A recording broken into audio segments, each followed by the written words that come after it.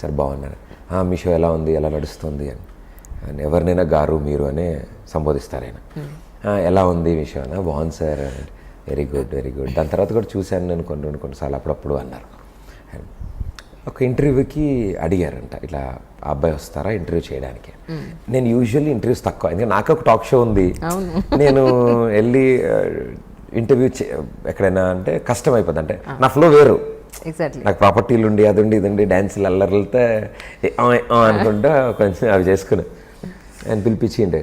దాని తర్వాత ఇంకొక మూవీ భరత్ అనే నేను మూవీకి కొట్టాల శివ గారి దగ్గర నుంచి ఫోన్ రావడం, ఆయన సార్ బాబు ఇంటర్వ్యూ అంటున్నారు, ఓన్లీ మన ముగ్గురమే ఉంటాము, మిమ్మల్నే పిలవమని చెప్పారు, మీరు ఇచ్చిన ఇంటర్వ్యూని రికార్డ్ చేసి అందరికీ ఇస్తా అని చెప్పారు.